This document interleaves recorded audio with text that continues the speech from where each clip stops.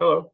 Thank you for viewing the video abstract for my paper, Performance Analysis of an RTK Vector Phase Lock Loop Architecture for GPS Signal Tracking in Degraded Environments. My name is Scott Martin. The motivation of this work is to develop a carrier phase tracking capability for RTK positioning in degraded environments like the one shown here on the right. Dense foliage, urban canyons where buildings block signals, and in the presence of low-power jamming like the personal privacy device shown here. This approach would have application in precise mapping, autonomous vehicles, and precision agriculture, anywhere where carrier phase centimeter level positioning is required.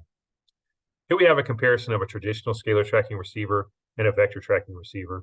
In the scalar tracking receiver, each channel is responsible for tracking a satellite independently.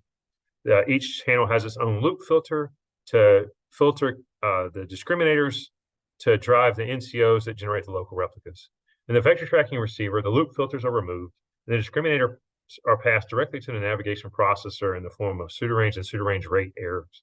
The navigation processor updates its PBT solution and then feeds back that PBT solution to the channel, which uses that to generate the local replica directly.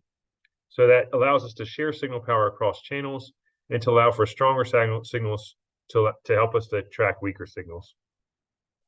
So what we've done is extend the vector tracking concept to carrier phase positioning.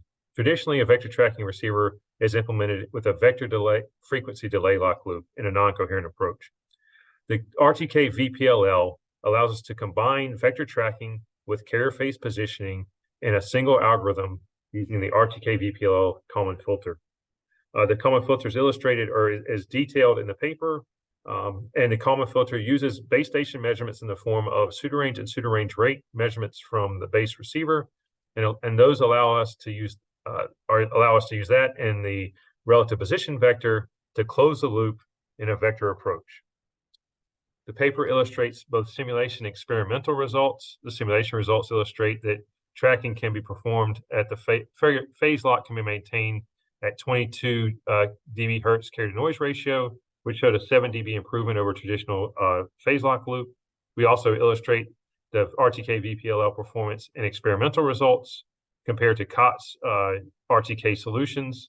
The bottom left shows the precision, centimeter level precision as you'd expect with an RTK system.